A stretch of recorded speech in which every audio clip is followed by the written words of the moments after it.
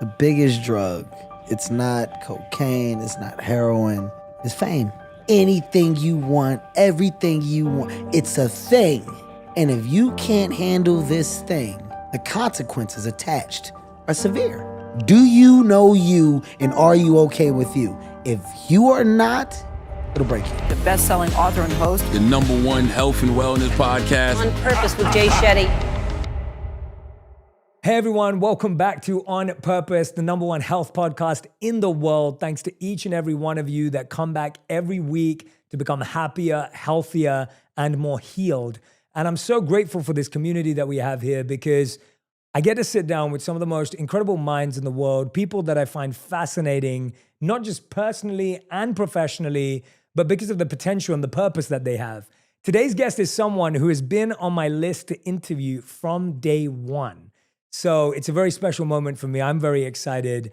I'm speaking about someone, the one and only Kevin Hart, Hollywood's box office powerhouse, opening 11 films at #1 at the box office and grossing more than $4.23 billion in global revenue.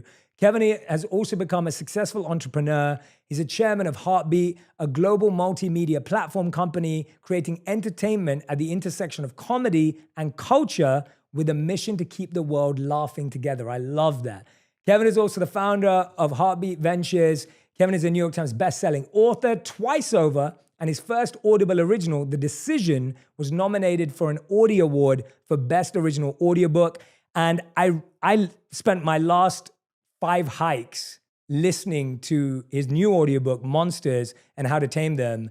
And I have to tell you, and I'm going to tell Kevin right now because he's sitting in front of me, dude, I have not been that into something for a long, long time. And I'll tell you why.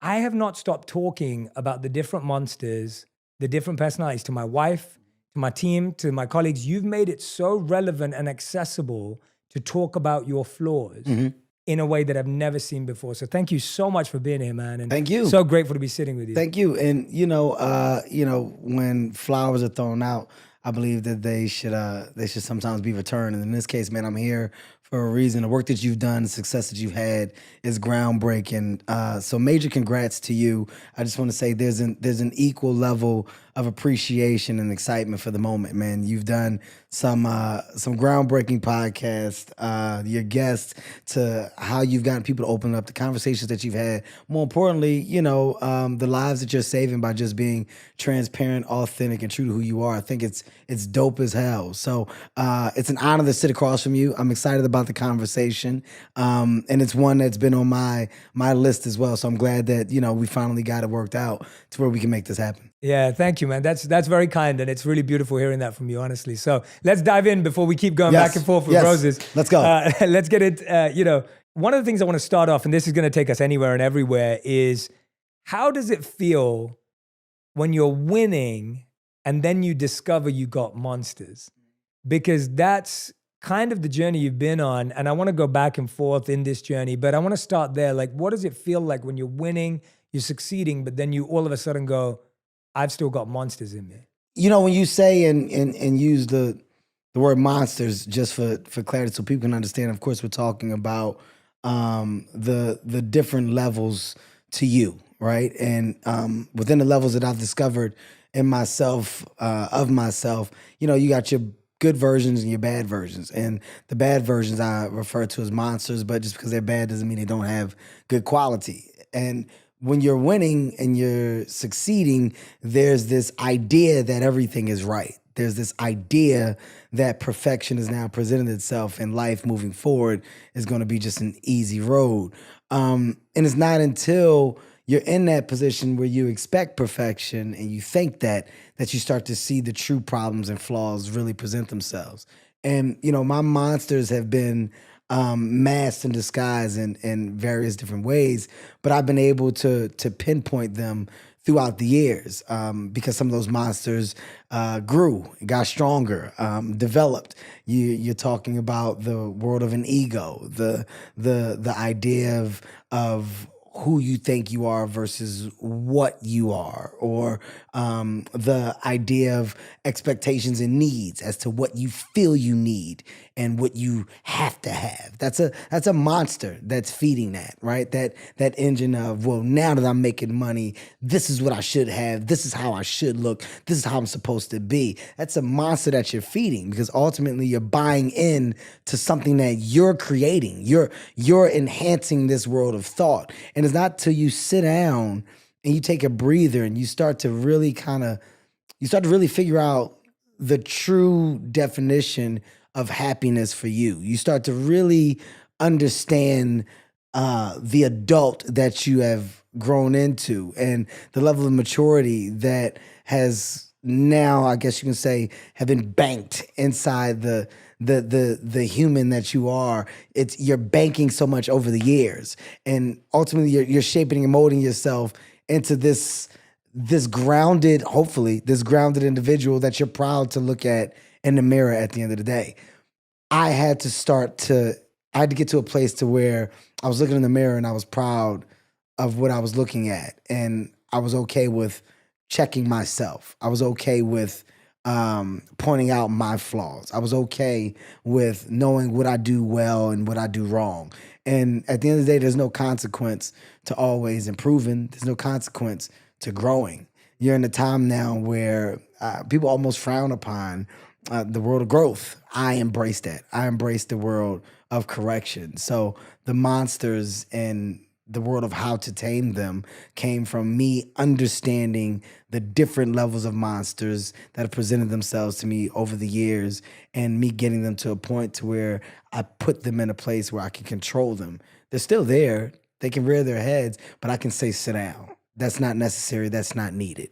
And I can tell when one is trying to take me back to a place of old. But at the age 43, it's exciting to know that I've grown from so much, and you know, the world of want is significantly different than what it once was. It's really interesting. You use the analogy of like looking in the mirror and being okay with yourself. And when you said that, I was thinking, yeah, when you look in the mirror, there's no trophies. The reflection doesn't show the trophies, the wins, the money, the whatever else. It just shows you.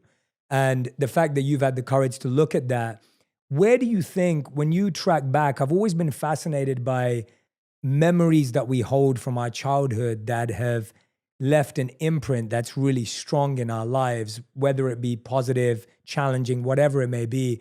What's a difficult memory from childhood, do you think, that has been the catalyst for so many things in your life? Is there anything that you go back to that you're like, I can see how that, and I had to turn that into a positive? I think the biggest memory for me is the one of being complacent. You know, as a child, I wasn't really a kid that embraced the world of challenge, right? I was very complacent. I was okay with being a subpar to low average student, right? I was okay with not trying. I was okay with not giving my all.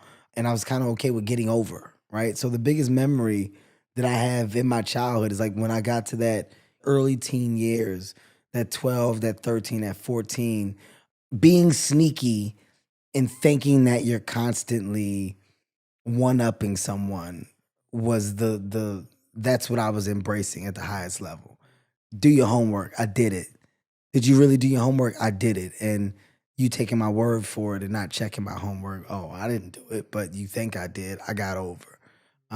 Ultimately, you're slowly cheating yourself over the course of years, and it's not until you get a reality check as to why that work was necessary that you realize you're just not doing what you're supposed to do with your life, right? You're not giving your all. I had a lot of different examples of that. I truly had a mom that made sure that I had, and I didn't take advantage or embrace the real work that she put in until I got to an older age of true understanding. But to be honest, I really threw a lot of those things to the side. The extracurricular activities, the swim teams, the football teams, the basketball teams, the track and field, the baseball, all of these things as a kid, you don't understand your parents are doing to try to provide you with a world of opportunity. They're trying to keep you occupied. They're trying to embrace this idea of hard work, effort,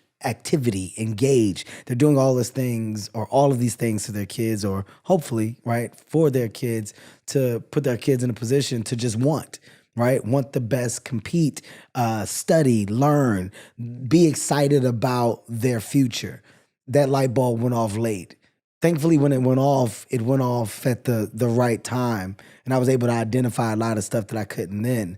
And also thankfully that a lot of the lessons that my mom constantly embedded in me about you don't start things that you're not going to finish, you don't quit, apply your all, do this or don't do it. You're not cheating anybody but yourself. All of these things that I heard over the course of time, there was a moment when I got older, it all hit at the same time. But the real memory for me now, looking back, is I'm glad that I do see that I am aware of that, because not being aware of that is the hugest loss. Thinking that I took full advantage, thinking that I really applied or tried myself, thinking that that was 100% would be the real loss. So one of my best memories is knowing that at one point I was a slacker. I was the guy that wanted to look like he was doing, but never truly was, unless it was something that I loved and embraced. And, that was basketball, but the chances of me making that were very slim. But, that's, to answer your question, it's a ballpark of those memories that I now look back on that I appreciate, but that also act as the fuel for the hard work and the 100% that you see that I put into everything I do today. Yeah, that's such a great reframe around what you saw as a bigger loss. I think that's so powerful for you to sit here and say, actually, I'm really happy that I can see that I wasn't putting my best foot forward, because that helps me be grateful to my mom. It helps me understand it from a different perspective. And the one thing that came to mind for me when I'm listening to you say that is, there's this quote that says, the day you realize your parents were right, your kids are telling you that you're wrong. Wow. And Wow. That's always been one of those statements that I think about that in my own self. I thought my parents were wrong my entire teenage life, and I think most teenagers do. And then all of a sudden I hit my mid-20s and I'm like, oh, wait a minute. My mom's been through a lot. My parents put in a lot of sacrifice. And so I love that you brought that up. I mean, one of the reasons we pushed this show back was you lost your father recently. Yeah. Mm-hmm. And when I heard the news, obviously, my love and condolences to your family. And I was looking at what you were sharing and commenting about. And there was this one thing that you said that really stuck with me. And you said that my kids actually think I'm the coolest dad on the planet. I know why I am the way I am. My dad has a lot to do with that. The mistakes that my dad made, the decisions to do drugs, being in and out of jail, in and out of your lives. I saw firsthand what not being present did because of that. I now know what being present means. Mm-hmm. I know what I can do. I know what effect it can have on your child coming up. But it sounded like, obviously, when you lost your father recently, it sounds like you'd reconciled, like you'd built somewhat of a connection. Me and my dad, we weren't the closest, but we weren't not close. My dad, at the end of the day, I'm going to love my dad for simply being my dad. Now, my dad's life, had several different versions of drastic downs, right? A small amount of ups, but a lot of downs. I can easily sit here and ridicule or judge my dad for the mistakes that he made or for his past, but that does nothing. I don't like to focus on problem. I focus on solution. Yes. So with me and my dad and our relationship, it was always one of solution. Like, you can't go back and fix the years that you weren't present. There is nothing that we can do about that time. We can have a conversation about it. We can talk about it. And then me and my dad talking, my biggest thing was, you don't have to focus on what you can't change. The fact that you're here now and that you made a decision to get clean, to turn your life around, it's never too late. My dad was, 50 plus at the time when he said, I'm gonna go ahead and figure it out. And I'm gonna close that door and I'm gonna work on this other door. This door over here was, like I said, jail, drugs, in and out of his kid's life, to the point where, there was a time when we didn't know where my dad was. And I bumped into my dad on a train. I tell a story. I bumped into my dad on a public transportation in Philadelphia. Like, not seeing him in years, I randomly saw my dad. And my dad was so embarrassed he got off the train and ran. But it's like that's where that world and that relationship was. And what I do very well, I don't hold on to grudges or gripes. It takes too much time. It takes too much energy. Things will work themselves out. They never not have. It'll always work itself out. I mean, my dad worked it out, right? Like, it's about the grandkids. And our relationship got better as he embraced the opportunity to be a great grandpa. And seeing him try to do that right was his way of saying, I wish I could have done this right for you. I can't. Like, I know what you're saying without saying it. Sometimes you don't need words. Although some people do need them, sometimes your actions are a little better. And my dad's actions in trying his best to be an unbelievable grandfather made our father-son relationship that much better. And, you know, there was a lot of conflict between my brother and my dad, and seeing that mend over the time. And just saying, look, I'm not supposed to be here. Dad, look at what your son has done. Look at where I am. Being that I can, I want to make sure that you get to see some dope things in life.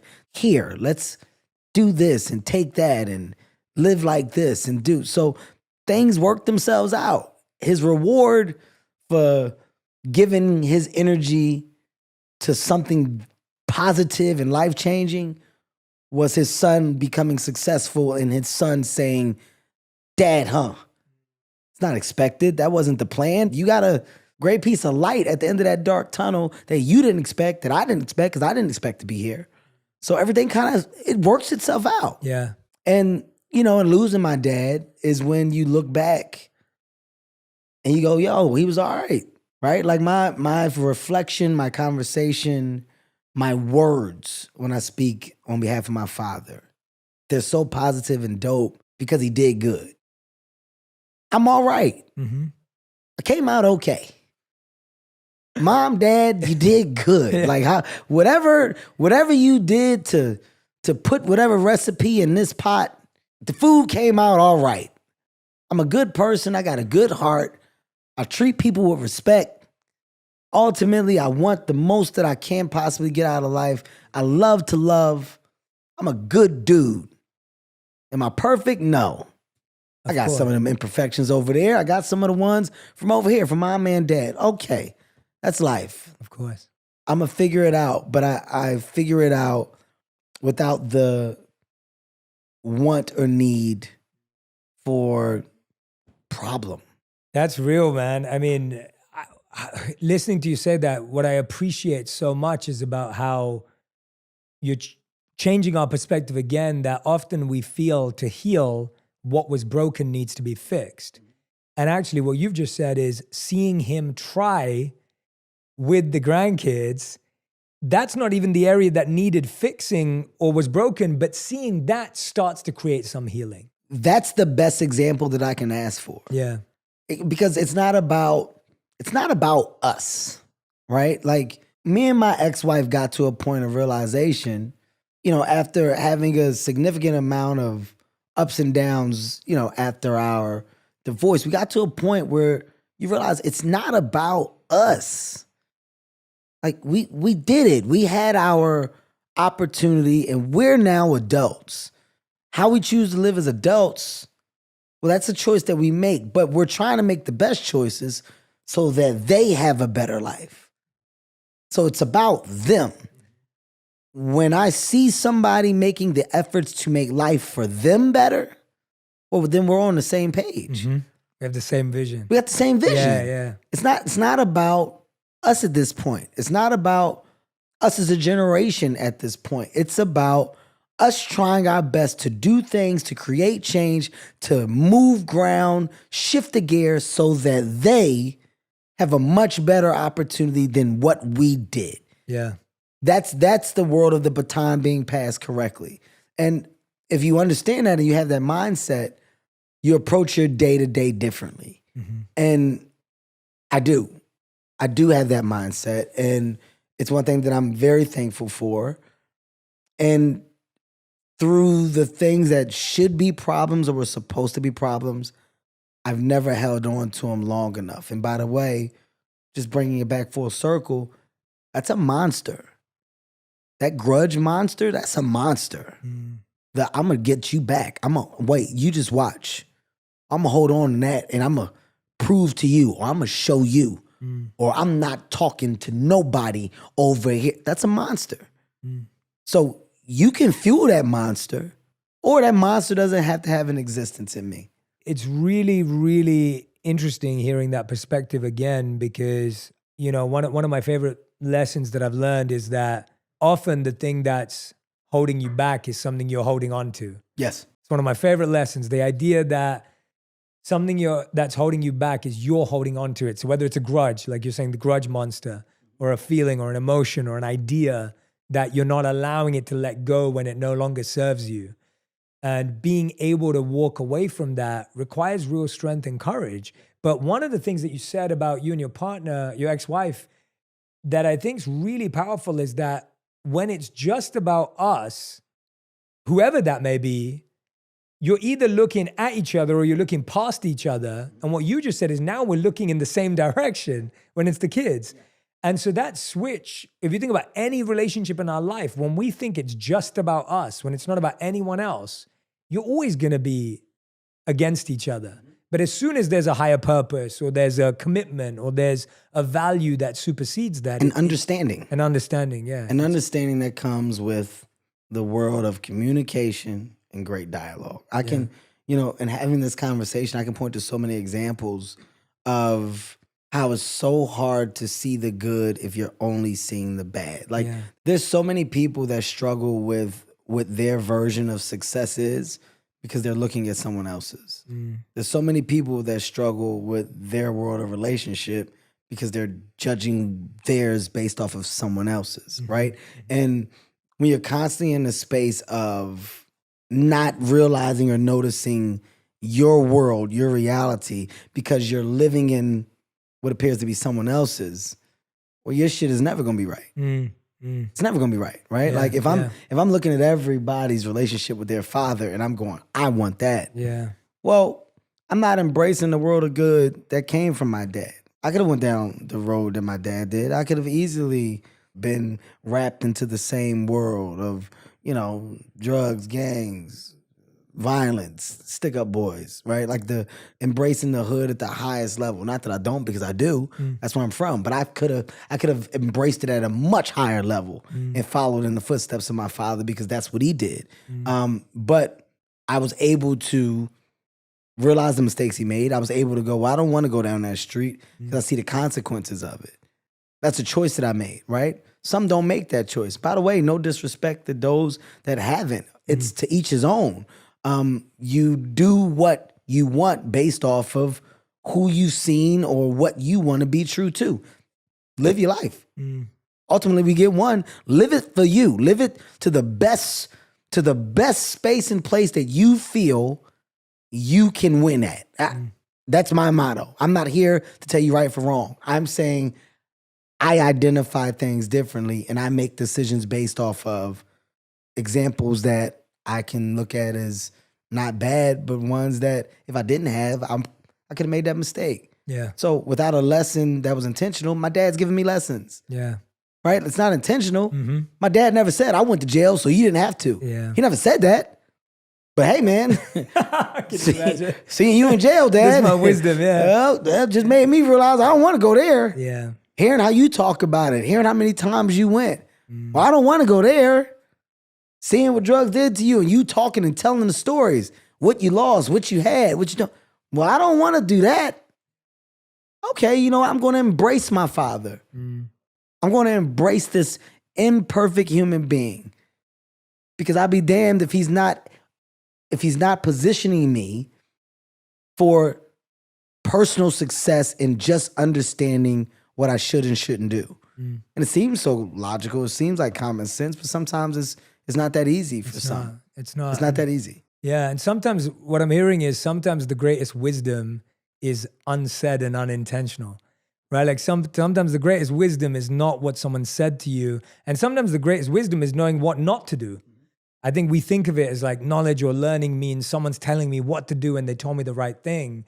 sometimes it's looking and saying, well, I know what not to do now. And what I'm fascinated though, and I think you're going to give people a lot of hope listening to you today, because when you say that you were complacent growing up, and I consider you today to probably be one of the hardest working people in entertainment from what I see and observe. And when I've watched your interviews or listened to you, you work super hard, you give it your all, you're invested from a mission, purpose point of view. But hey, wait a minute, this person says I was complacent growing up. And it's never one moment, it's never one thing. So I don't even want to simplify it with that kind of a question. What were the shifts that needed to take place in order for you to go from being complacent to being one of the hardest working people who's committed to something? I'm big on just like logic, right? And there's this like moment that I had where I just kept saying, why not? Like, why? Right? And Russell Westbrook is a good friend of mine. I tease him all the time because the one saying that he has that I wish I would have had, or I wish I got to first, is why not? Right? And it's so genius. It's so genius. It's so simple, but yet so profound. You don't just have to have one job. And working any job, and whether that job is a 9 to 5 or whether it's a, half a day, full day, whatever it is, you don't just have to do one thing. You can do a lot of different things. But there's this weird mindset that a lot of people have that you can only do one thing. And when I realized I don't have to just do one thing, I can do a lot of different things.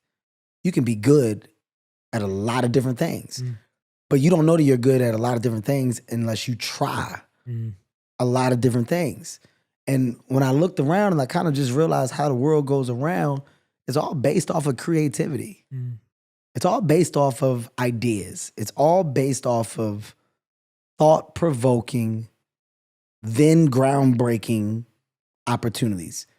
But the simplest things have come from an idea. From your chair to your table to your wheel to your light bulb to your car to your plane to your helicopter to the idea of a hotel, from hotels going to a place of people renting out houses and Airbnbs to taxis to then people driving their own cars. And these are all ideas.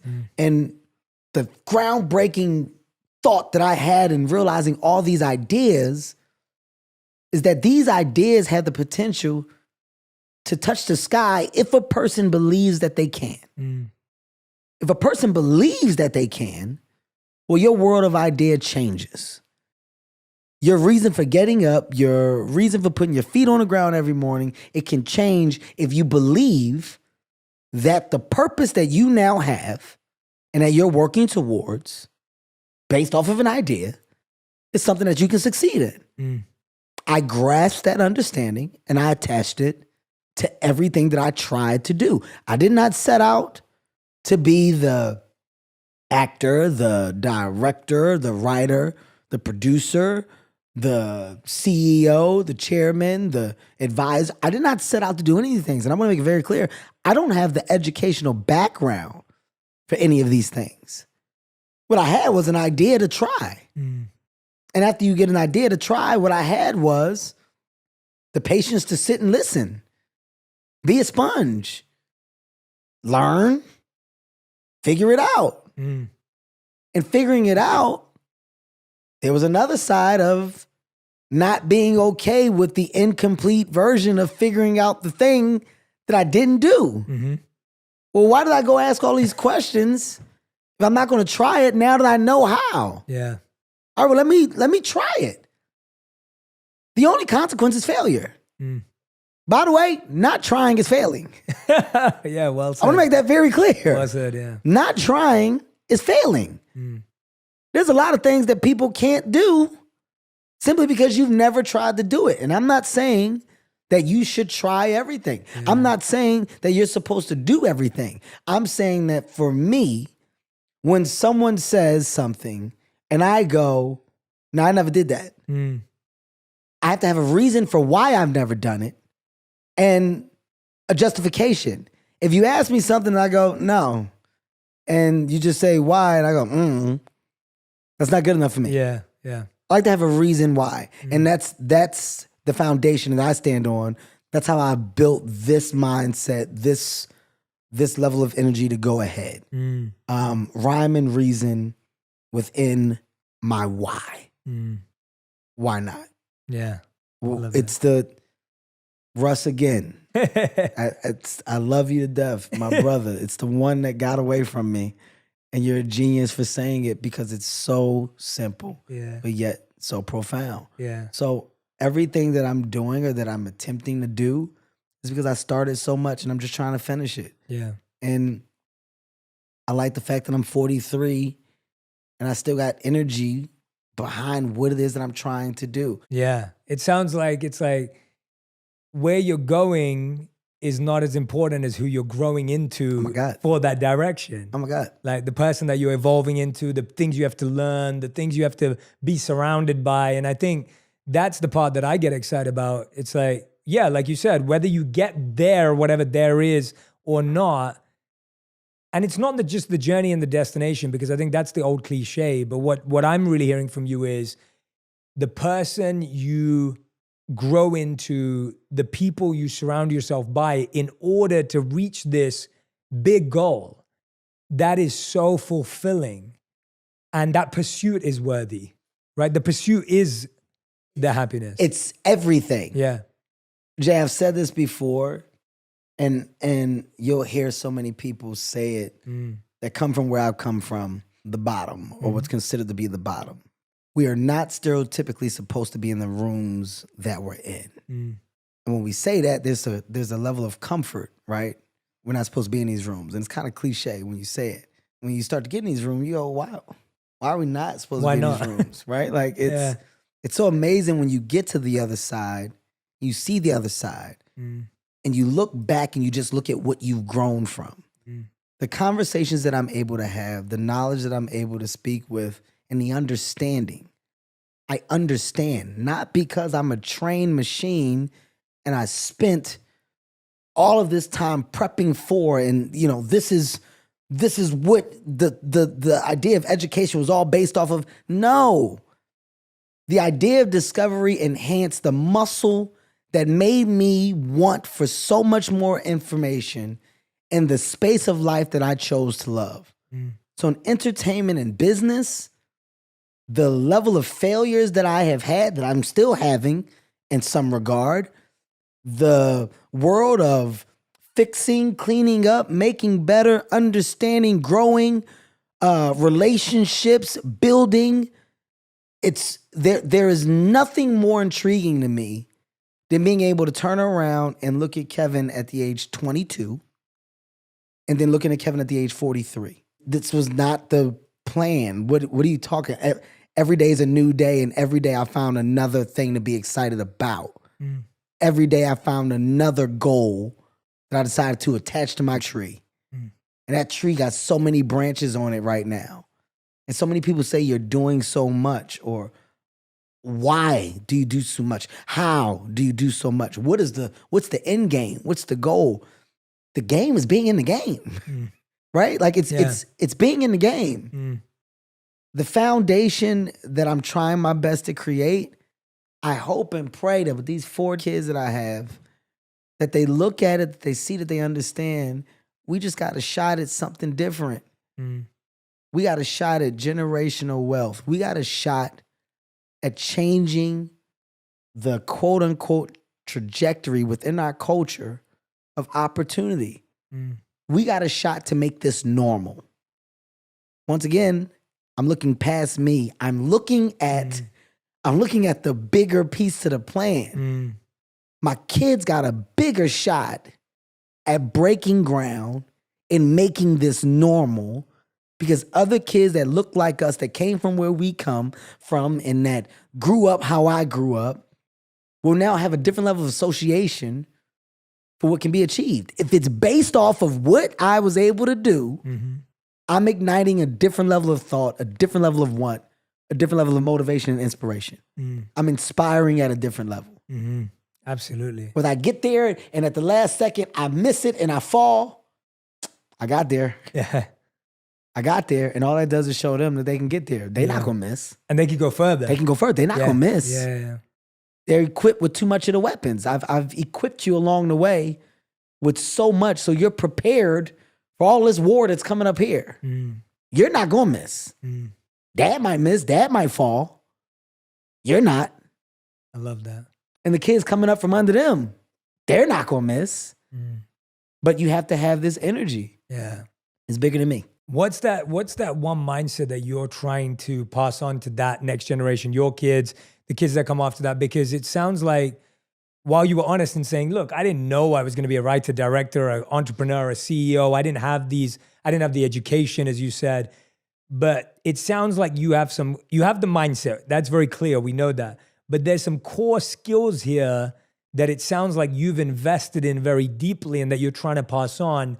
If you could narrow them down to 1, 2, or 3 for us, what would you say are the skills that you're like, this is how I want my kids to be able to operate in this world? And that's what they need. The best skill that I have developed is the skill of noticing and understanding that nothing is done by one individual.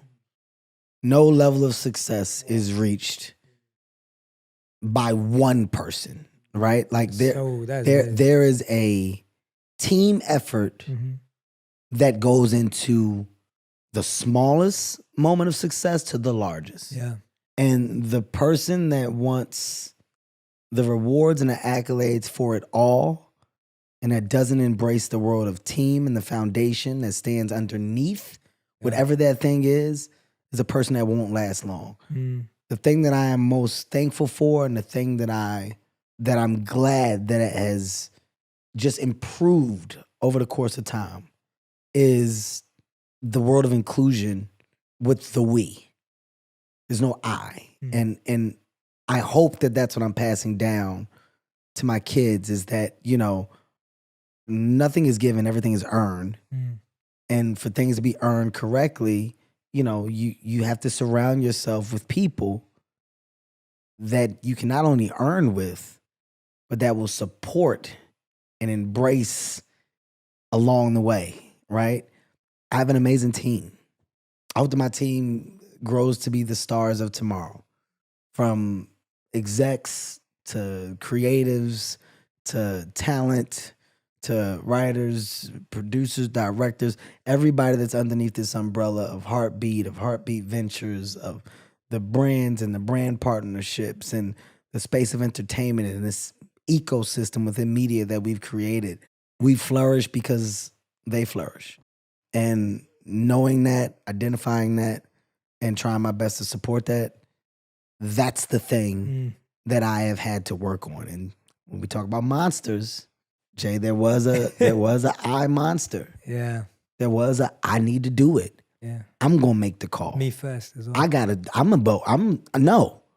Everybody move. Watch out. I'm gonna show y'all how to do it. I'm gonna take the meeting. We're not listening to that. We're gonna do it my way.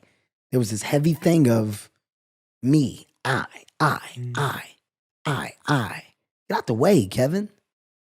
Get out the way and let other people be great. They're only going to make this thing greater. You're prohibiting that by trying to stand in a moment of great so that people can look and point at you. Let other people do the thing that they were brought here to do. And while they do it, align yourself with them, embrace them, support them. And as they grow, we grow. Yeah. That's the thing that I flourish in the most, which is why the first thing that I asked you, yeah. Think about it. The first thing that I asked you when we're here and we're setting up, I said, how long have you guys been together? Yeah. That's just me asking because I want to see what the world of your team is. Yes, and when you say what you say, well, there's no coincidence that the level of success comes with a relationship that's evolved from day to said date. Yes. It comes with an understanding. It comes with a level of community. More importantly, a want for success, but we have it together because we're embracing the world. It's not just one. I love that you went there, man. Like that, there could have been so many ways to answer that question.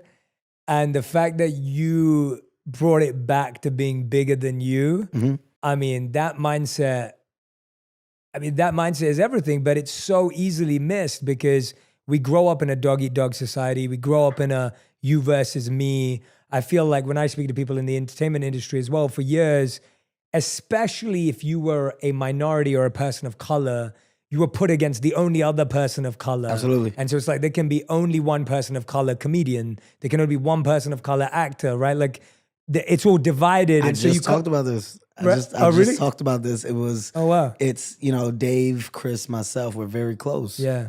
And And I love seeing that. That makes me happy. Yeah. the reason why we're so close is because there is no competition.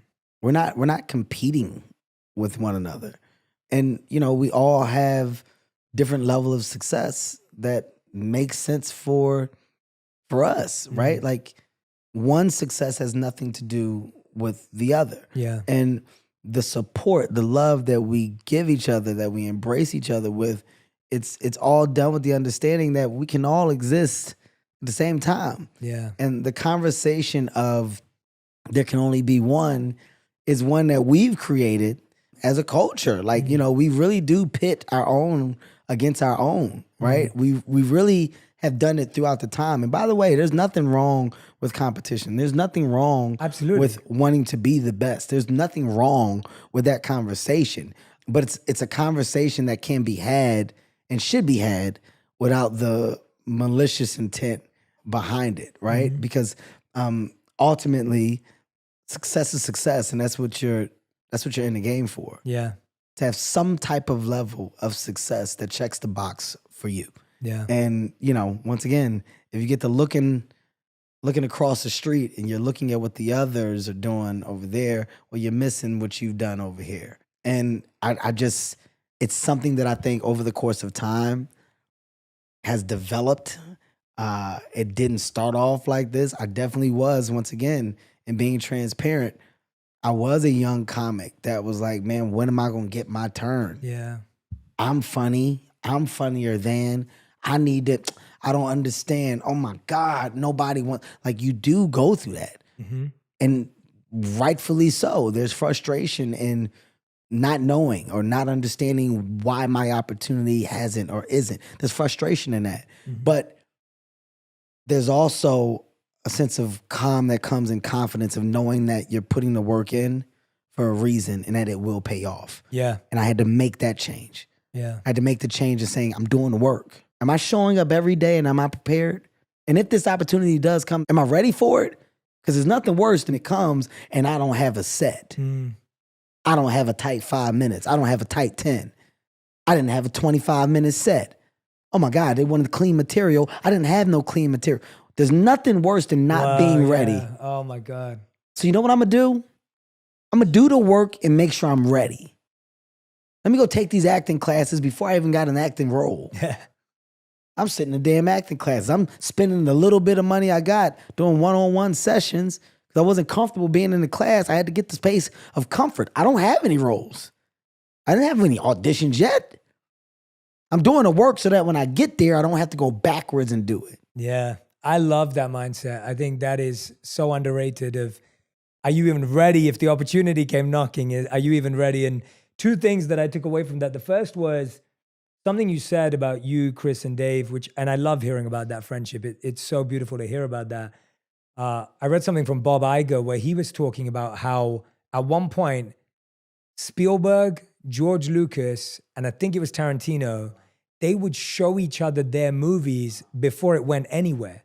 So they'd sit in this tiny little theater or whatever, they'd show each other their movies, give each other feedback, and then they'd all launch their movies. And of course, all of those people are, icons.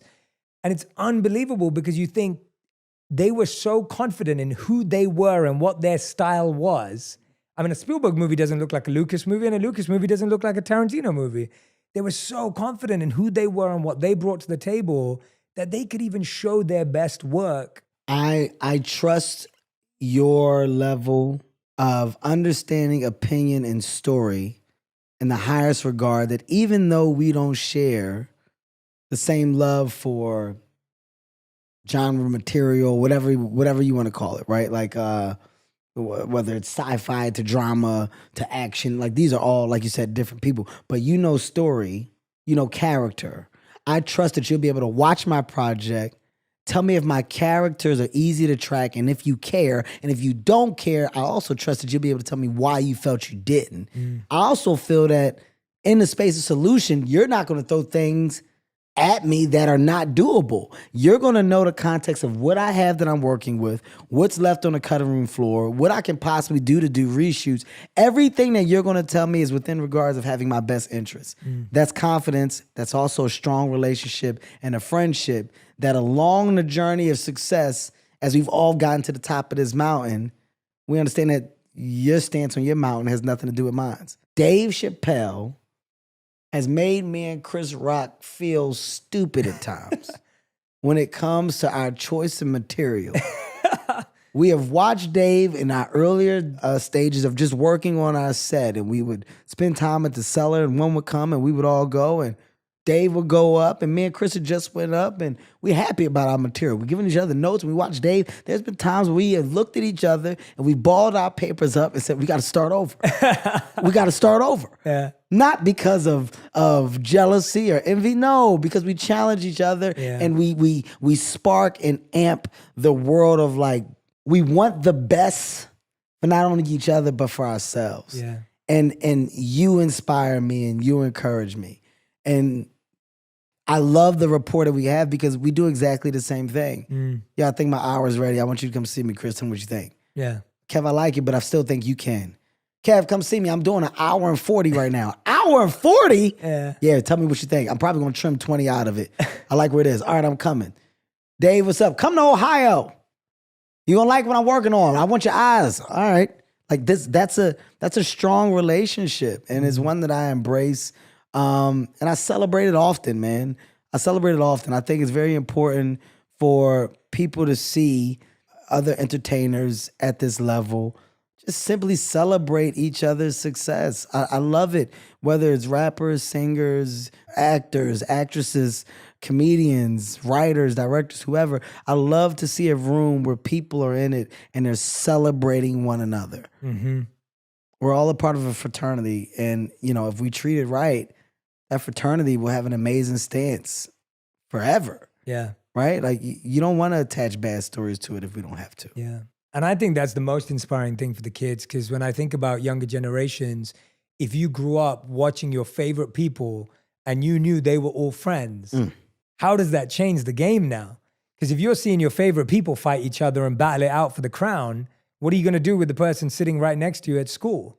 And I think I saw that so much growing up, where I've always wanted to connect with people regardless of what we do in this space. But you saw so many people who were coming at it from the perspective of, let's see who does better. Let's see who does more. And again, I love what you said. Competition's not a bad thing. Let's not give it a bad name.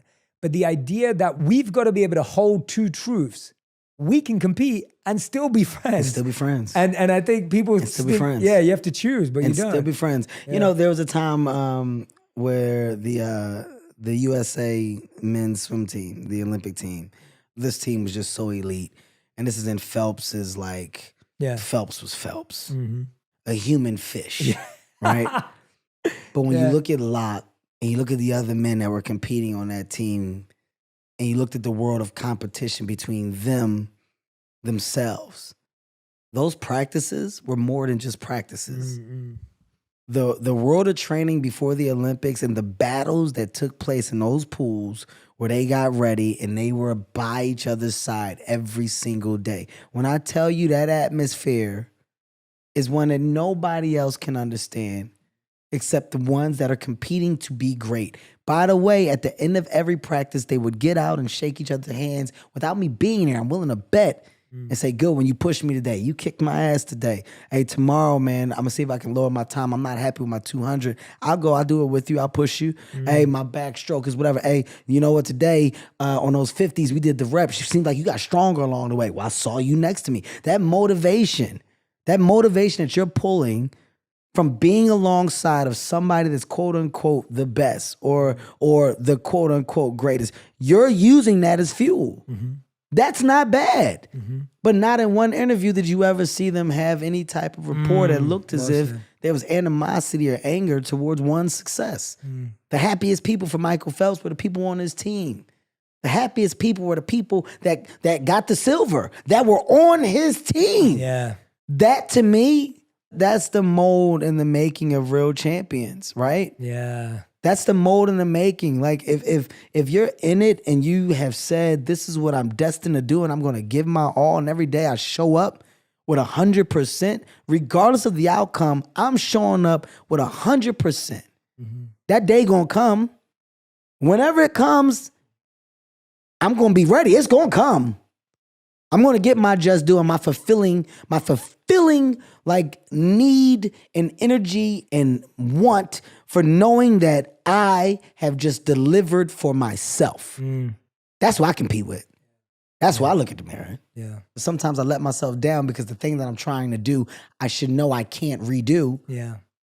Sometimes I'm chasing a thing that can't be redone again. Sometimes the lightning in the bottle strikes once. You're not going to get that again. So there's times when I'm so hard on myself that I miss the moments of success that I should realize that I'm having. Yeah. Because I'm chasing this thing. Yeah. There's a time where I was doing 2 shows in arenas a night. 4 shows in the city in arenas. As a comedian. Go back on tour, the next one, I only do 2 shows. Oh my God, I'm falling off. What's happening? No. Sold out 6, 7 shows in Madison Square Garden. What? I feel bad because I didn't do it again. That ain't going to happen again. That was lightning in the bottle. You got to get to a place of understanding and realization. But once again, it's the monsters, man. Yeah, it's the monsters. It's the monsters. Yeah, you talk about this in the audiobook, and I loved it. It was all about the addiction to number one. Yes. It's this idea, and you'll love this. There was a study that I saw that said, because you brought up the Olympics, it sparked my brain. There's a study that I saw that said people who win bronze are happier than people who win silver, because the people who came second were this close to first. Oh my God, yeah. But the person who came third, they were happy. They were like, we weren't going to get first, Yeah. but we got in. We got on the podium. Yeah. Yeah. And it's that podium syndrome of like, at least we got on. But the person in silver, they are mad at themselves because they didn't get number one. Yeah. And so that addiction to number one is so strong. It's a bigger addiction when there's multiple versions of it. Yeah. I'm guilty of the multiple, like, okay, I need it. Got a movie coming out. Movie going to the box, I need it. I need number one. I don't get number one, I'm gonna fail. Like it failed. Yeah. We flopped. I don't get number one, it was flop. It's a flop. I gotta get number one. Yeah, it's like one or a flop. It's flop. It's like there's no in between. Yeah. It's one or a flop. Like I've always got number one. It's gotta be number one. Yeah. And what happens is you're so unrealistic in expectations that you're missing real success. Now I've been fortunate and blessed enough to have Number one. a ton of them, but I got to a place where the win was attached to the project. The win was attached to me finishing a movie and being happy about the movie that I did. Union workers are happy, and a director coming out with the finished piece of the product going, you're gonna like this, and we see it and we actually like it, and then we screen it for fans, and fans go, we loved. That's the win. Yeah. That's the win. This other thing that I'm trying to control, Kev, stop. You can't control that. And if you keep on going in the direction that you're going in, if and when that thing changes, you're going to be so hurt that the world of recovery might not be easy for you. Your logic and what you're now deeming as like reality for you is not reality. Yeah. And if you don't grasp the real concept of what it should be now, it doesn't mean that you're saying that you are ready to fail. Yeah. It's saying be prepared for the world of real to present itself at any point in time. Don't get caught up in the world of fake. And me acting as if I control these numbers, as if I can navigate and direct and make it happen when and how I want all the time, I'm setting myself up. So you know what I'm gonna do? I'm gonna check myself now. Yeah. Let me balance it out now. Huge. What are you doing? I love what I do. All right, well then let's be happy in what we do. I talked to David Letterman on my comedy podcast, right? Comedy Gold Mines. And Letterman said he was so dark at one point because all he did was show up and he looked at the numbers between him and the other shows. And Oh every my day, God, that's painful. Yeah. every It's like day, Instagram numbers. Yeah. he said every day I got there and I looked at it and my team, you were not working hard enough. And I was so hard. He said, I'm so hard on people. And when you hear him talk, love David. By the way, I don't know the Letterman of old that some people ran into. I know the Letterman of now.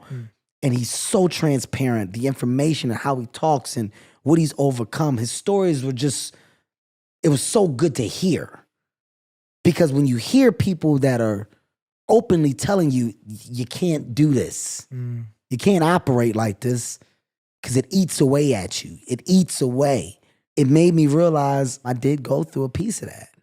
I just was able to catch mine early. And in the worry of like, we might fail, we risk being open to being broken, right? Like that's the risk. Like you don't want to go down, but you don't realize that if you're not prepared for that down, the down's going to be far worse. It's going to be far worse, man. Yeah. We have had a live example of a lot of those downs, right? Like in real time, we're watching, I call it The Truman Show. And for everybody listening to your podcast, if you're not familiar with The Truman Show, it's a Jim Carrey movie. But basically, you know, people's lives, it's the movie, right? We're watching real life movies every single day. Yeah. And you're watching people make mistakes, recover from mistakes, not recover from mistakes, make rights instead of lefts, lefts instead of rights. And seeing that, we choose to ignore it as if it's not real life. Yeah. We choose to ignore it. Because it feels like it's TV. And the biggest drug, it's not cocaine, it's not heroin, it's not Molly or opioids. And the biggest drug is fame. And now it's more accessible in different doses. It's the biggest drug. Yeah. And the reason why it's the biggest drug, because it's a drug that makes you feel like you are powerful and like everywhere you go, anything you want, everything you want, it's a thing. And if you can't handle this thing, the consequences attached to when that thing is removed are severe. Nobody prepares you for the world of fame. There is no handbook. There is no outline. There is no guide by guide. Step 1 to step 10. There's nothing. You get it, and yesterday you weren't, and today you are. And tomorrow you're not. Oh, well, no, we're done. People get shell-shocked. That, to me, has always been the point of no return. Yeah. At the end of the day, this can wear off if and when, however sees or decides, and if that were to happen, well, what am I? Where am I? It's all gonna center back to: are you happy with who you are and what you did?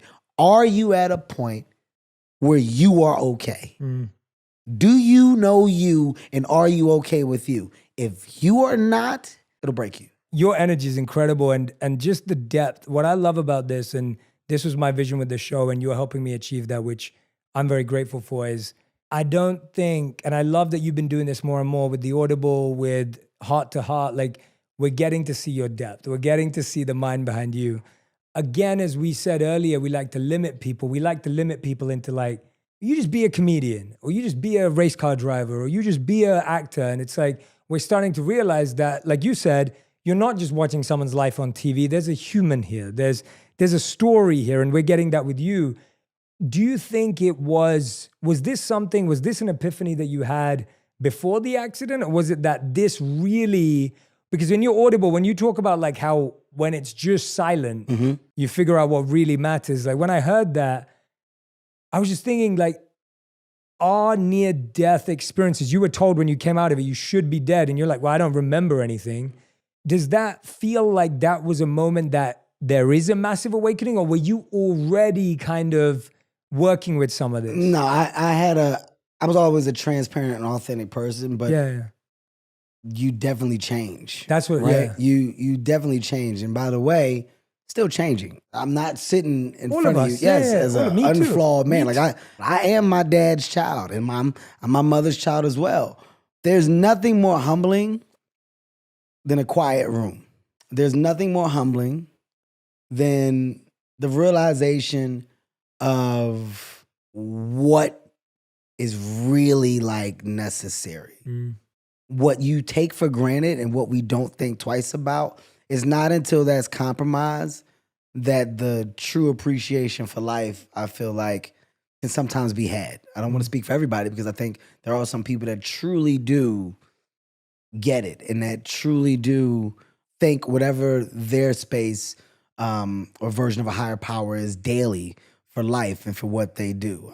I believe in God, so I'm not as spiritual as some may be, but I'm very thankful for the life that God has allowed me to live and the opportunities that I've been able to embark upon. But I got a lot more appreciation after life was almost gone, right? Like, do you really appreciate your toes? Do you really appreciate your fingers? Like, do you really think about your movement, your joints, vision, smell? Do you really think about how fortunate and lucky you are? It's the only time where I get where I slow up, right? And when I'm slowing up, it's because the reality of that was significant. I really almost died. My kids and all that, like what? As I'm moving so fast, I didn't even have everything dialed up for if said thing were to happen. What? Oh, because I'm out here. I'm just roaming. I'm out here aimlessly living and I'm moving so fast. I've yet to grasp the true concept and reality of responsibility. Immediately, let me get my responsibilities in order. Because if that had have been, there would have been a lot of people with their hands up as to what, how, when. Fame is great. The lights are great. Kevin Hart, number one. I was in that room with my goddamn wife, my brother, my kids. You look around, you got a lot of friends. You got a lot of people that love you. But then you start to, well, what really matters? That's when my mindset started to change. That's when you go, okay, my approach to just me and working on me, it needs to be different. I've contradicted myself a lot since, I want to slow down. I'm going to make sure I give my family more time. I have. That doesn't mean that there can't be more. The day-to-day battle of, am I giving enough? Guys, you know how much dad loves you. I'm here. I'm like, always working to make sure I do more. But is it enough? Am I a workaholic? Okay, but that's not a bad thing because you love to work. Yes, you do. That's a passion. You got something that you go after every day. That is a driving source for me. I'm not in the business of letting that go. But, boy, you better put your hands on these people and make sure. You better make sure that you are giving the time that you said you would when you were in that time of solace. Okay, all right. I'm constantly talking to myself. I have these conversations all the time. That's the beauty of taking my little runs, the beauty of working out, being in the gym. You talk to yourself. You better talk to yourself. You better have conversations, figure out a yin and yang of good and bad. For me, it was about personal evolvement after that accident. And still trying, man. It's the biggest battle. It's the biggest battle is just doing right all the time. That's a battle. And knowing you're going to get it wrong. That's a battle, man.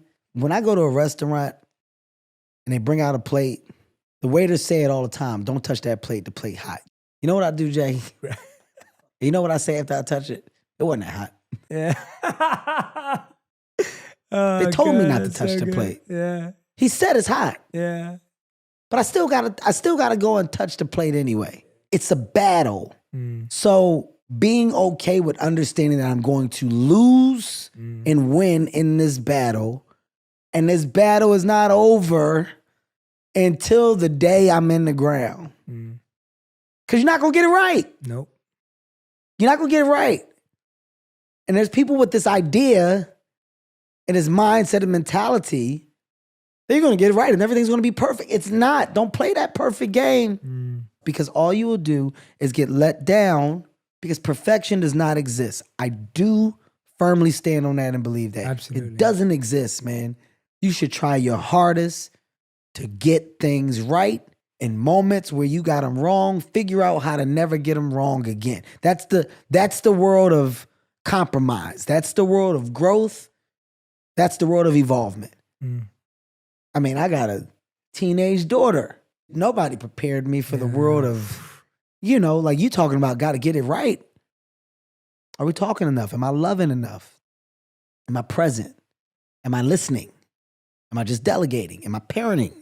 Am I your friend? There's so much. Yeah, so much. Teenage son, little ones. I mean, my wife. It's a constant battle of energy. And as a guy who is an output, right? And I don't complain about that output, but those that I'm taking in from, I gotta make sure that I'm receiving that and that I'm not moving too fast. I'm not making the most of those moments. And that's this level of consciousness I did not have before the accident. I was 1,000 miles per hour. And not that I'm not still moving fast, but I look at my peripheral. Yeah. I'm looking at my rearview mirrors, I'm slowing down. Yeah. I'm stopping. I'm sleeping. You know what I mean? Like there is a difference. I know there's a difference, but it's still a battle. Yeah, it's still a battle. It's still a battle. Yeah. I love that you describe it like a battle, because what you just described is exactly the practice we have to have every day, which is you have to revisit, how do I get it right today? There isn't a day where now you just get it right from now till the end of time. It's revisiting that every day, saying, I'm recommitting to this. I'm going to be a good dad today, right? You don't get to make a decision to be a good dad in 10 years. You have to do today, and then you do tomorrow. And I think that what's really interesting, the reason why I asked that question too was because I think memory is such an interesting thing. Sometimes when something big happens to us, we feel the shift that this is going to change how I think. And then all of a sudden, when things go back to normality, it can sometimes feel as if it never happened. But it sounds like for you, you've really used it as an anchor. Well, I did. Yeah, you've used it. Even when you say I'm going to be a good dad today, yeah, right? You can only try your best. Try your best, yeah. To do that. Mm-hmm. Ultimately, just because you say you're a good dad don't make you a good dad. No, of course not. Just because you say you're a good boss don't make you a good boss. I can say it every day. I can think I'm doing it. But if on the opposite side, if I'm viewed differently, well, that will be because I'm doing something wrong and I'm not aware. What I now do is make sure that I'm looking at things through both lenses. Not a one-sided POV. I love that. It's not just my perception of what I'm doing and how everybody else should see it. Yeah. In doing that, the way that I try my best to back up the hope of me being perceived as that is by putting the true work in to be that. Yeah, yeah. Making sure that I'm really engaged with the other people, making sure that there's a rapport, that there's energy. And, the wife and kids, the same thing, making sure that there's a rapport, that there's, I'm asking the questions and I'm getting the answers, but I'm asking for things so I can get the proper feedback so that if I do need to adjust or if I do need to fix, at least I'm aware. Yeah. Operating with the assumption that you are or that you're doing, it can be a crutch. Like it can be a bad thing if I'm operating with the assumption, because one day you'll wake up and they'll go, I never liked when, or what acted as a problem for me for all these years was when you, and then you just go, I never knew. You never said nothing. Yeah. And sometimes people don't want to say anything. Sometimes people don't know how to say anything. So the world of dialogue, communication, and just openness is what I think I've gotten better at over the time. But once again, it's a constant space of improvement. Yeah. You're constantly trying to improve. Yeah. And that is the only way it can be. There is no other alternative. And there's a beautiful conversation between the Buddha and a student that I love. And the student approaches the Buddha and says, what's the difference between I like you and I love you? And the Buddha says, when you like a flower, you simply pluck it. But when you love a flower, you water it every day.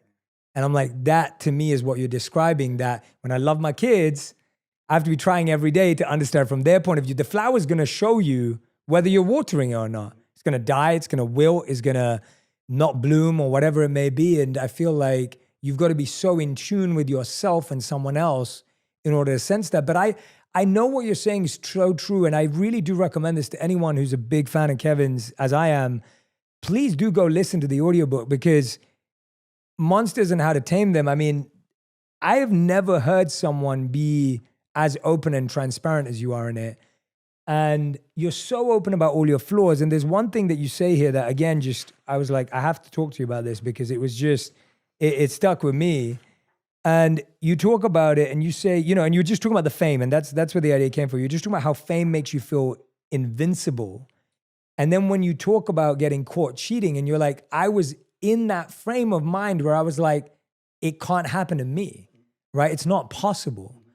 And then you open up about it so raw. And in my head, I'm thinking, what is it about the monster that gets you to do things even that are against your own values, right? Like the monster gets so strong that you go as far as that. And when you get caught, you go, that was an awakening, but it still doesn't wake you up fully, right? There's a limitation. So walk us through that. Well, I mean, look, you're talking about fame, you're talking about power, right? And that idea of invincible. Once again, this is a thing that a very small percentage of people are going to be able to experience or understand, right? And it's very easy from the outside looking in to go, or how, or I don't believe, or how can, right? But from the other side, not that it's right. First of all, wrong is wrong. You're never gonna hear me try to justify or excuse. Wrong is wrong. But in being wrong, sometimes comes with a world of situation, the world of opportunity, right? If you constantly around bad apples and you're hungry and people keep saying, don't eat these apples, some people are going to be able to hold off. But you do have some people that are going to pick up that apple and bite it. It's not right. It's not something that's justifiable to some. What's the worst that's going to happen? I'm going to eat it, and then what? I'll probably be sick for a second, and I'll throw up, and then I'll be fine. Well, that apple killed you. But your way of looking at it, in that moment, I'll be fine. The idea that comes with that level of success and that comes with opportunity based on situation is one that you look at as, I'll be fine, it's easy, it's nothing with it. It's not till your hand is in the pot and you get burned or caught or whatever, you know, that you got to sit down and then you got to think about it. You got to look at it, and then you realize the layers that are attached to it. And that's when the life-changing side of thought happens, right? And then it becomes about you and how you look at yourself. How do you view yourself? And what do you expect from yourself, right? Yeah. It's bigger than just the partner, of course, that you want to respect. It's also about you and how you want to be viewed at that point. Like what's important? Where are you at? Where are you at with you? In that mirror, when you get to looking in that mirror, you know, if you're all right with what you're looking at and you're fine, flawed and all, and all right. Yeah. Getting older put you in a position to where you just start to look at yourself and you're talking about the complete finished product that is and will be you. Those are the moments that you just got to do your best to not only overcome, but just get by. Yeah. And you know, once again, it's a battle. Yeah. Right? Marriage, love, you got to learn it. And at a young age, when you're embedded into it, you're not going to get it right. You got to learn it. It's unfortunate how the lessons come from whichever side, however it happens. But when learned or when taken as serious as it can be, of course you reap the benefits and you see how amazing it is. But, you know, I wasn't that smart, and I'm not going to act as if I was. And that's from my first marriage to that. Is it harder forgiving yourself, or is it harder asking for forgiveness? I think I can be hard on myself. I can stand in the fire. Having another person do it, that's where it gets tough, right? Like, you throw rocks at me all day. When the other person is in there, I think that's a different level. And the mistakes that I've made in my life, the biggest side of consequence has always been the effect that it's had on others. I'll figure it out and do my best to evolve and grow, and however that has to happen with me. But I can't dictate how you would receive and how you would handle or how you would do. So, watching other people hurt, that's never good. I think that would be ever the toughest side of it. Yeah. Right? That's a really thoughtful answer, man. Yeah. Yeah, I feel like that's that genuine, compassionate heart saying, I know I can figure my way out, but why would I put someone in a situation where they have to figure it out for themselves? Someone was reading me a quote the other day, and it was like saying how, I think it was Nietzsche who was saying, I wish pain and suffering on anyone because that's what helps them grow. And I was like, hold up a second. That's a lot. Yeah, I was like, Jesus I would Christ. not wish. Jesus. I was like, yeah, it was someone read it out to me, and I was like, I can't subscribe to that. No, I was like, that's a lot. it was a lot. I was like, you can't wish pain and suffering on anyone, because even though we know you grow through tough things, and you've grown through so many tough things that were not your choice, and then some things that were your choice, but we shouldn't expect that other people can navigate those situations. It's good when you say like, the choices that you make, right? Yeah. And because of our times today, the world of what one does or has done is amplified. Because we're in a position where everybody can have an opinion, and there's a space to voice said opinion, right? I'm going to dumb it down, and I'm going to go to the lowest level right now. When people do some of the dumbest mistakes, from crime, theft, infidelity, cheating, all of the go all around. Who has vetted out the consequences? Nobody has sat and vetted out the consequences, right? Everybody that's robbed a bank has attempted to rob a bank because they found it to be a very easy thing. If I'm going here, 12 o'clock, that man going break. But he going break, I'm going to go in there. And while he on break, I'm going to get the money, and then we going to come out. All we got to do is get back before he get back from lunch. Yeah. And we got it. Yeah. And they go in, rob the bank. The alarms go off. Ink blow up on the money. They don't know none of it. Yeah. They didn't know. They get locked up, and they say something crazy like, yo, I ain't mean to do this.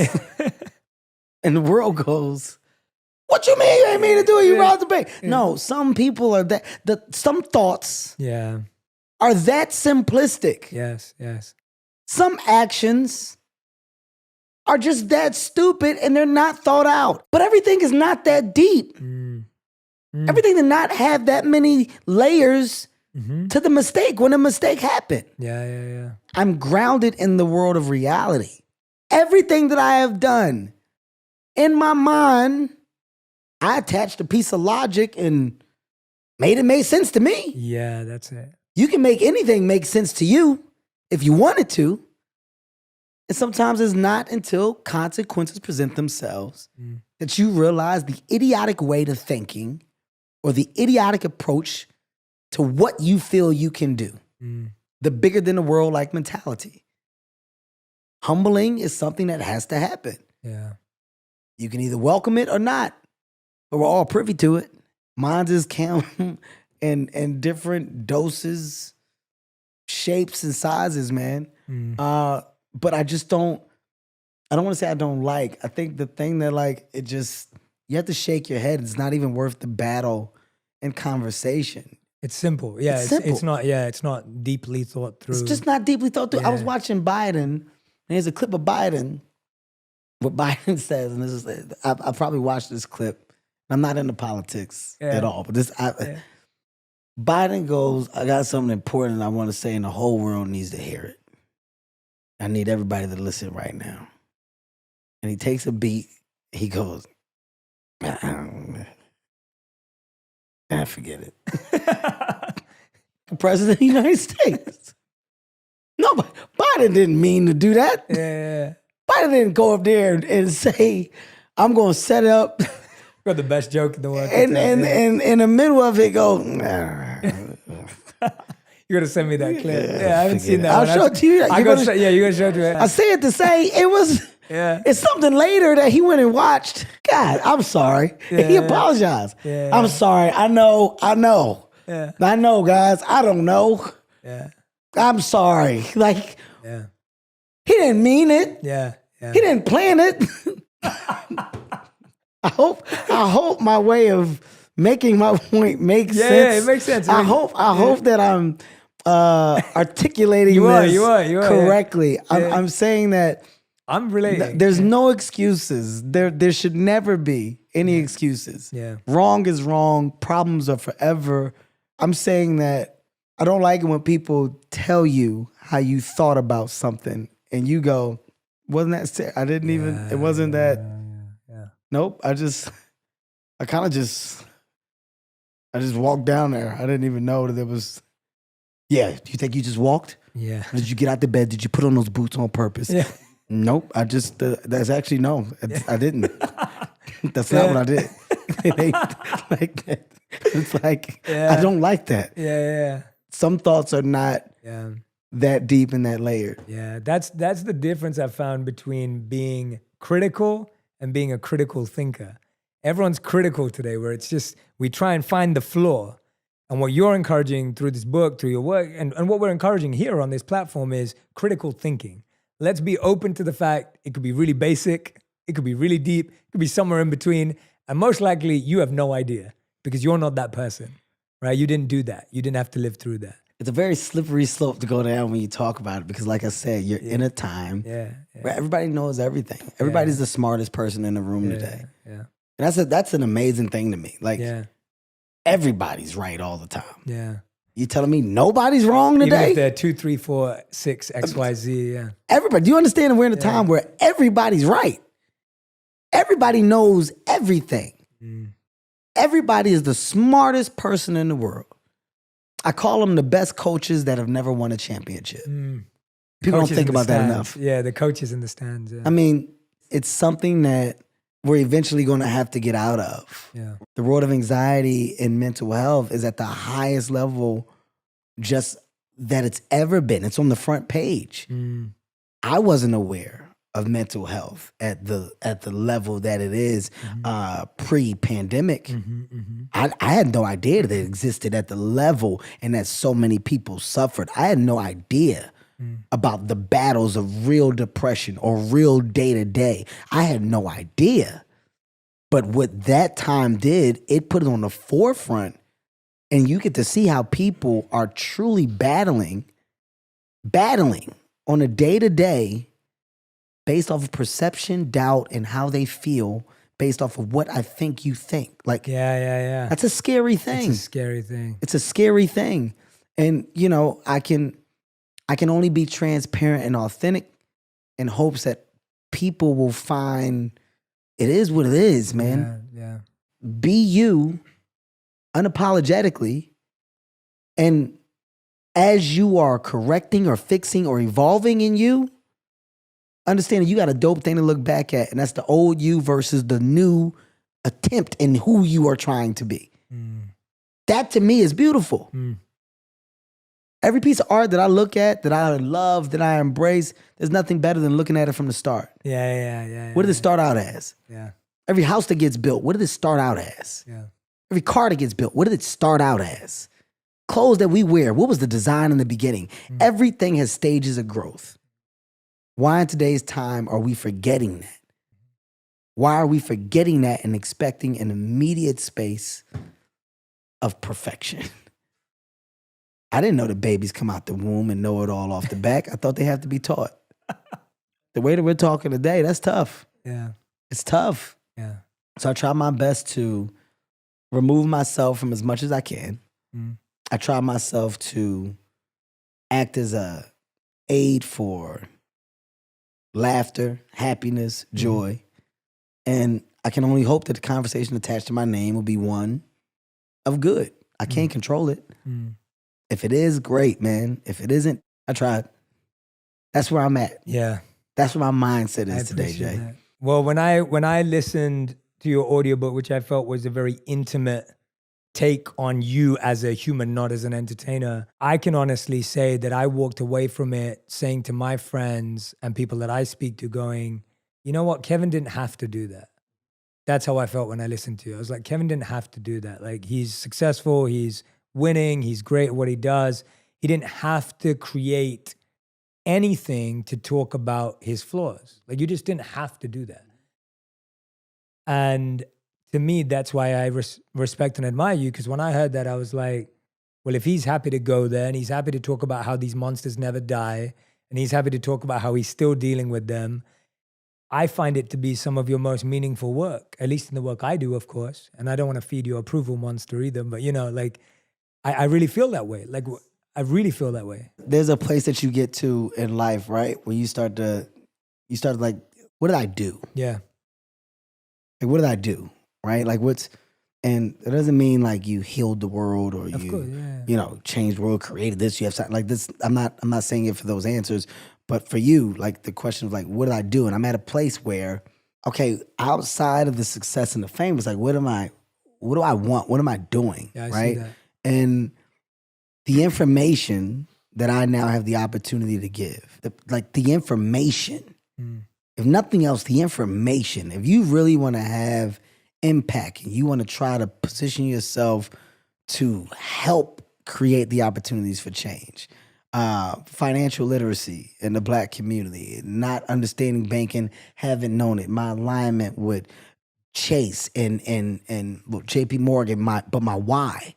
There's a why attached to it. Okay, this is a reason. I got something bigger than my fame and success. This is a passion. Yes. And something that we're trying to correct. Okay, in the space of inspiration, motivation, there's a passion attached to me trying to simply inspire and motivate those that just simply aren't getting motivating messages on a day-to-day, because some households just don't do it. Yeah. Some may not have the households that do it. I didn't grow up in a mom and dad, the dinner every night, the family prayer at the table. I didn't have that.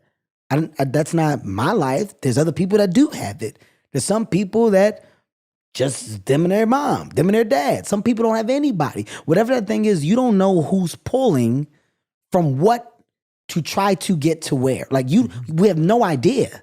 So if I can now act as an aid that is giving you nothing but verbal warfare attached to truth and authenticity, if I'm giving you anecdotes and gems that are attached to a real life concept, like it's not made up. I'm giving you simple information based off of me and my battles. I just told you there's no handbook for fame. Yet and still I'm giving you in some way, shape, or form, something that can be camouflaged as an example of how I had to handle, adjust, deal. I have an opportunity to have an on season and off season. Yeah. My on season is movies, maybe a stand-up comedy tour, maybe not. My off season, I can go and I can be a speaker at. I can talk to companies about. I can go to said conventions and give X, Y, and Z that's used to simply amplify, motivate, inspire. Whatever those things are, once again, I'm creating another door attached to a piece of passion that I discovered. I discovered this. I didn't set out to do it. I discovered it. And those that I see doing it, you know, when Will Smith, good friend of mine, you know, Will's book had a tremendous amount of success. Will sold 1 million books. It's not just because of the Will Smith factor. Will Smith is telling you the truth. Hey, man, you guys got the glitz and glamour of gold from the perception that I gave you without ever really pulling the veil back to show you everything else that was back here. I can't hold it no more. I was in this business for 30 years or whatever. I cannot. I don't want to get to that point, so I do it all the time. You're still going, you're still working. But I promise you, there's a person that will listen to this, that will understand it, and that will go, you know what, man? you shouldn't be afraid to be who you are. If I can embody and embed the space of confidence for others to make people understand how dope it is to simply believe that you can do whatever you put your mind to, if I can help and just giving you that push, I did my part.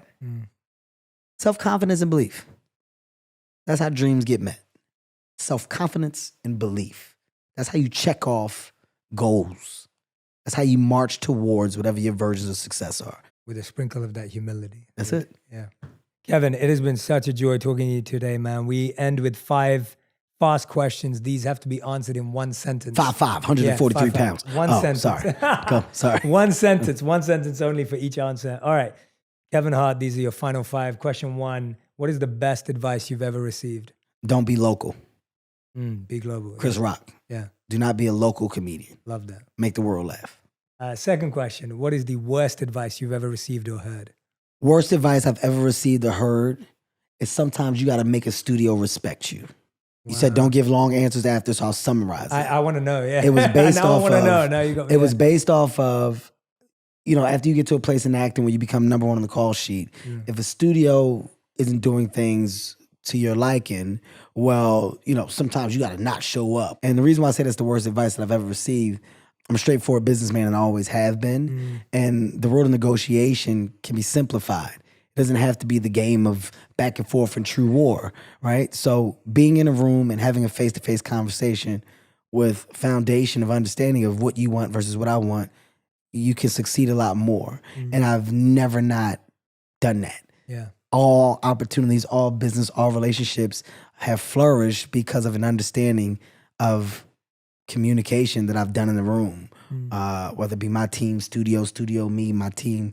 I love hearing that. That to me has allowed me to achieve much more success than allowing other people to talk for me and other things to be elongated and go on, and you end up with a perception that's not of you. Yeah. That's created based off of the idea of what people think you are because of the way that you've handled business. And what's great about that is it breaks the pattern so that other talent don't get that same advice. Absolutely. So that then it keeps perpetuating the pattern. And now 25 years from now, your kid's having to deal with it because that was the pattern that you continued and set.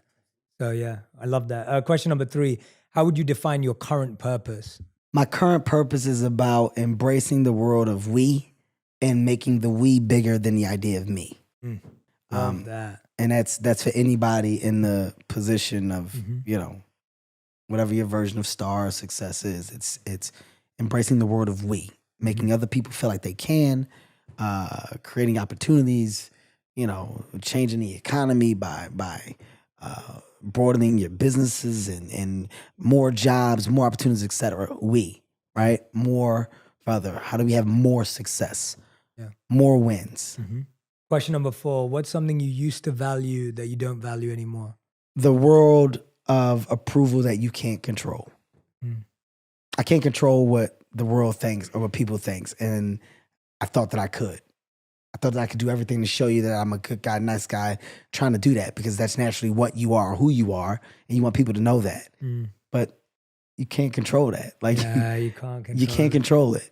So one thing that I do not need is the idea or understanding that everybody loves you. Yeah. Right? I don't need that. And once upon a time I thought that I did. There was a fear of what people don't like me. Why? What'd I do? I didn't do it. Yeah. And that's not the case anymore. That's incredible. All right, 5th and final question. We ask this to every guest. If you could create one law that everyone in the world had to follow, what would it be? Practice what you preach. That's a great law. Very simple. Yeah. Practice. Be a definition of what you preach. Right? Yeah, that's a great it's law. easy. It's easy to have words. It's easy to say. It's harder to do. Yeah.